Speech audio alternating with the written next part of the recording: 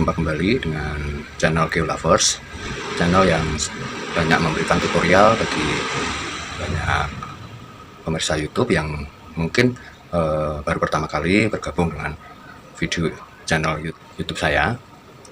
Baik, saya pada saat ini akan memperkenalkan bagaimana membuat satu bahan yang cukup bermanfaat bagi kehidupan kita, dan itu ternyata bahannya dari sisa-sisa yang sering kita hasilkan, namanya ekoenzim.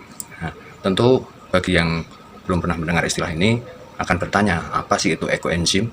Tapi bagi yang sudah pernah mendengar dan sudah tahu apa itu ekoenzim dan ingin memahami lebih jauh bagaimana membuatnya, dari video ini saya akan berikan cara-caranya dari membuat pertama kali sampai kemudian memanennya, dan selanjutnya bisa kita manfaatkan untuk berbagai keperluan. Nah, sebenarnya ekoenzim itu sangat bermanfaat buat hal-hal yang penting. Ada yang memanfaatkan untuk mencuci sayuran, untuk campuran tentunya. Ada yang memakainya untuk obat pembersih lantai. Ada juga yang memanfaatkan untuk obat luka. Bahkan ada juga yang menggunakan untuk menghemat listrik. Nah, tentu ini bukan sesuatu yang sederhana, karena pasti kedepannya ekoenzim ini akan banyak dibuat oleh kelompok-kelompok atau komunitas tertentu yang peduli pada lingkungan. Sekali lagi, bahan bakunya hanyalah sisa-sisa. Ekoenzim itu harus berasal dari sisa-sisa bahan organik, bisa buah-buahan, sayuran, atau daun-daun yang bisa kita olah untuk memberikan warna yang berbeda atau aroma yang berbeda pada ekoenzimnya nanti. Jadi tidak sembarang sisa dimasukkan, tentunya sisa-sisa yang masih layak untuk dimasukkan. Kemudian ekoenzim itu sebenarnya apa? Bagi yang sudah banyak belajar IPA tentu sudah paham apa itu enzim. Enzim itu kan sebenarnya ya biomolekul yang mengandung protein yang dapat memacu sebuah reaksi baik kimia maupun organik. Oleh karena itu ekoenzim itu juga sama, cuma diberi istilah eko karena memang ramah lingkungan gitu. Untuk lebih jauh kita bisa lihat di banyak info di internet apa itu ekoenzim dan manfaatnya, sehingga tidak ada sesuatu yang perlu kita harus kesulitan mendapatkan bahannya. Semua bahan yang kita pakai untuk membuat ekoenzim ada di sekitar kita, dan bahkan kita setiap hari mungkin menghasilkannya. Tidak perlu banyak berkata panjang lebar, saya akan langsung kepada bagaimana proses membuatnya sampai memanfaatkan dan memanen hasilnya. Silahkan simak video ini.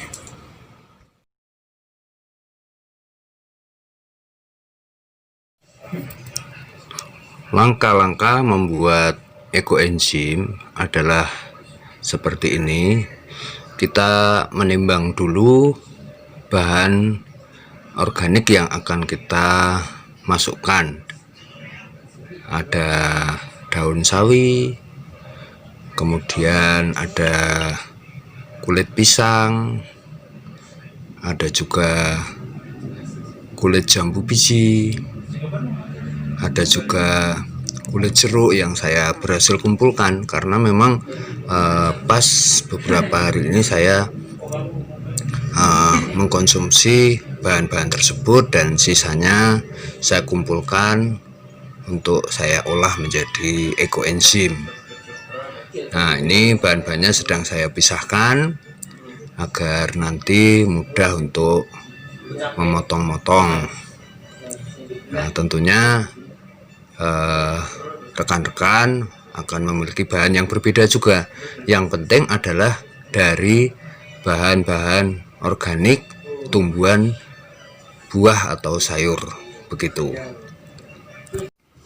Selanjutnya untuk bahan-bahannya itu apa saja, yaitu sisa buah-buahan dan sayuran, utamanya buah, brown sugar atau gula merah, sama air. Untuk perbandingannya itu adalah 10:1:3, 10 bagian air tambah 1 bagian gula merah dan 3 bagian buah-buahan atau sisa sayuran. Nah, ini ada daftar perbandingan ukuran yang bisa kita pakai untuk mempermudah kita ketika bahan yang kita dapat itu belum sampai 100% misalnya. Yang saya warnai kuning itu adalah yang saya buat.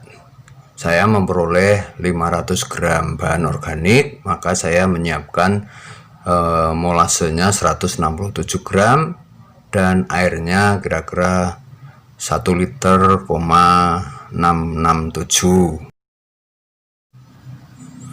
Ini adalah molase atau gula merah yang akan saya pakai untuk membuat ekoenzim saya. Saya timbang sesuai dengan ukuran yang ditetapkan, yaitu 167 gram. Air dan bahan-bahan organik sudah saya siapkan juga. Airnya sudah saya ukur 1,667 liter. Bahan-bahan yang belum saya potong, setelah semua disiapkan, kita potong-potong. Memotongnya bisa menggunakan pisau atau menggunakan gunting. Nah, saya lebih memilih menggunakan gunting karena relatif lebih aman dan lebih cepat. Hati-hati saat memotong karena beberapa bahan itu kondisinya licin, kadang meleset, sehingga kalau kita tidak hati-hati bisa mengenai tangan kita. Kemudian setiap bahan yang sudah kita potong, baik sayuran maupun kulit buah-buahan, sebelum kita potong itu harus kita cuci bersih. Tentunya dicucinya setelah kita timbang karena nanti akan mempengaruhi berat saat penimbangnya. Kemudian dalam memotong itu ukurannya juga harus kecil supaya dalam campurannya nanti mempermudah kita untuk mengaduk saat perlu diaduk.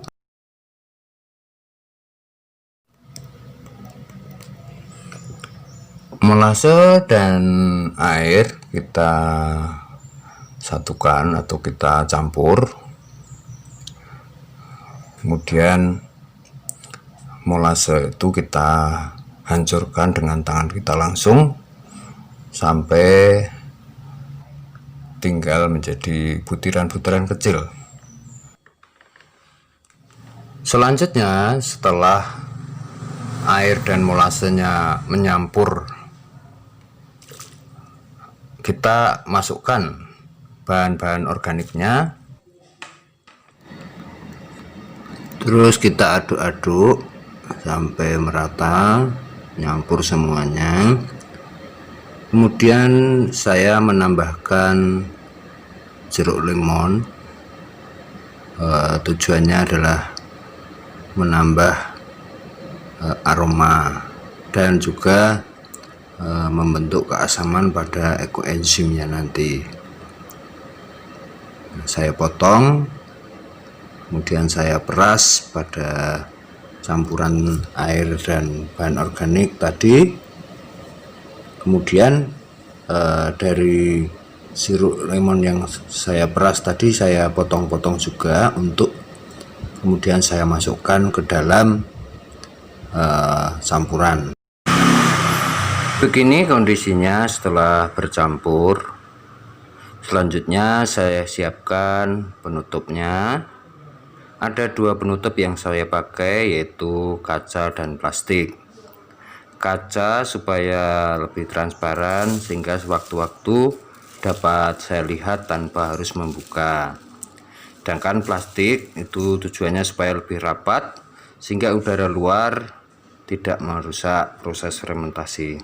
Saya tambahkan tulisan-tulisan atau quote yang positif dan penyemangat sehingga semakin antusias saya dalam merawat EE ini.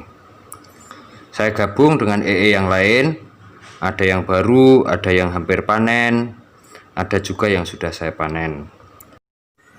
Botol oranye di sebelahnya itu adalah yang sudah selesai saya panen dan tinggal memanfaatkannya. Ini adalah hari ketiga dari EE yang telah saya buat. Saya akan cek kondisinya. Pertama saya buka penutupnya dulu. Selanjutnya saya aduk-aduk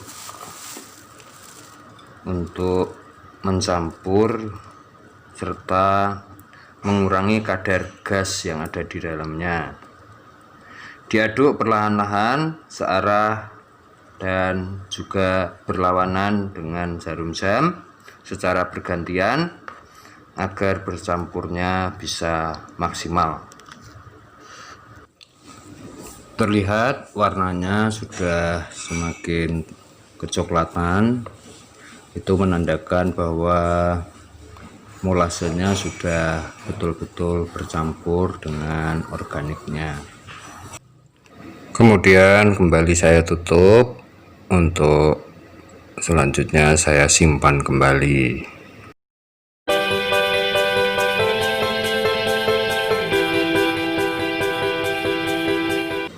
Saya menyiapkan beberapa perlengkapan antara lain hasil panenan itu sendiri, kain, tali, ember, corong, botol bekas yang saya fungsikan untuk keperluan pemanenan.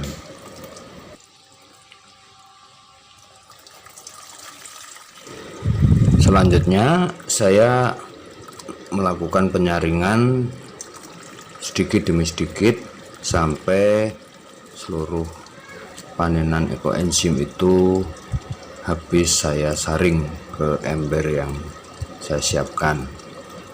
Nah, selama menyaring saya juga mengaduk-aduk dari panenan itu supaya air yang tersaring cepat turun dan sampai habis.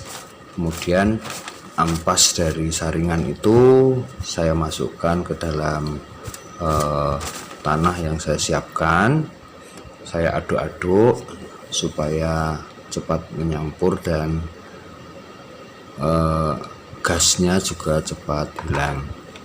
Sisa ekoenzim saya habiskan sampai seluruhnya tersaring. Hasil panenan di dalam botol sudah tersisa sedikit dan ampasnya langsung saya masukkan ke dalam tanah juga. Sebenarnya ampas ini tidak harus dicampur tanah. Jika kita ingin memanfaatkan untuk keperluan lain juga bisa, misalnya untuk membersihkan kloset. Tapi caranya harus dengan di blender dulu, dicampur air, baru dimasukkan ke dalam kloset supaya saluran di kloset itu menjadi lancar sehingga kemungkinan mampet dapat teratasi. Seperti itulah besarnya fungsi ekoenzim bagi kita rekan-rekan semuanya, dan alangkah luar biasanya kalau kita masing-masing bisa membuat secara mandiri untuk keperluan sendiri, syukur bisa dibagikan. Setelah itu semuanya selesai, peralatan yang kita gunakan dalam proses pemanenan kita bersihkan kembali, dan botol yang sebelumnya kita gunakan untuk menyimpan proses fermentasi bisa kita gunakan lagi untuk menyimpan ekoenzim yang sudah disaring. Seperti itu. Berikut ini adalah proses menuang ekoenzim yang sudah disaring ke dalam botol-botol untuk bisa kita simpan dan kita manfaatkan sesuai kebutuhan kita. Dan ini adalah hasilnya, sudah terlihat warnanya ada yang coklat dan ada juga yang sedikit kekuning-kuningan. Setelah semua aktivitas pemanenan selesai, jangan lupa kita harus membersihkan seluruh tempat di mana kita memanen ekoenzim, karena sisa-sisa maupun cairan-cairan yang menetes itu juga akan mengotori tempat-tempat atau lantainya, dan kemudian juga langsung saja kita pel dengan alat pel dan juga campur dengan air, sekaligus itu menjadi obat pel bagi tempat tersebut. Kemudian selama membersihkan juga kita harus mencuci seluruh peralatan yang kita gunakan supaya nanti alat-alat tersebut dapat berfungsi kembali. Seperti itu, terima kasih. Saya akan coba gunakan EE buatan saya ini untuk membersihkan lantai. Saya campurkan dengan air yang saya siapkan untuk ngepel, dan saya mulai coba pel lantai rumah dengan EE ini, dan nanti coba kita akan lihat hasilnya. Dari proses pengepelan, beberapa tempat saya pel dengan EE, dan yang jelas dari penggunaan EE ini lantai menjadi bersih, wangi, dan bebas dari serangga seperti semut dan nyamuk. Nah, lihat, inilah hasil akhir dari proses pengepelan lantai rumah.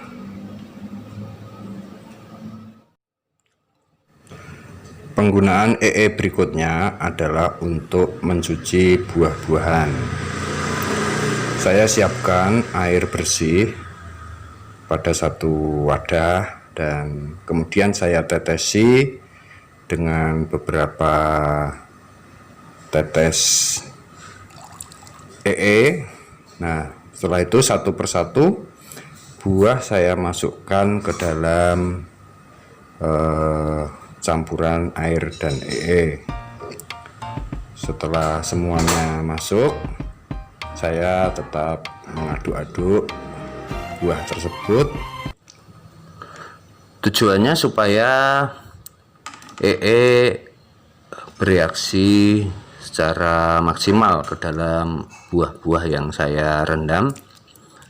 Nah, setelah saya aduk, saya diamkan kira-kira 30 menit. Ya, seperti ini. Setelah 30 menit kondisi buahnya sudah jauh berbeda, lebih segar, lebih bersih, dan tentunya kandungan vitaminnya lebih banyak. Kemudian saya memotong-motong buah tersebut sebelum saya mengkonsumsinya. Setiap buah saya masukkan ke dalam wadah. Setelah selesai memotong, ya kondisinya begini. Masih ada juga beberapa yang belum saya potong, dan beberapa sisa sampah untuk saya gunakan membuat EE lagi. Ya, saya mengkonsumsi semua buah dengan aman, dan kita tidak perlu khawatir karena semua sudah dicuci dengan EE. Ya, itu tadi tutorial tentang cara membuat ekoenzim, merawat, memanen, sampai menggunakannya untuk kehidupan kita sehari-hari.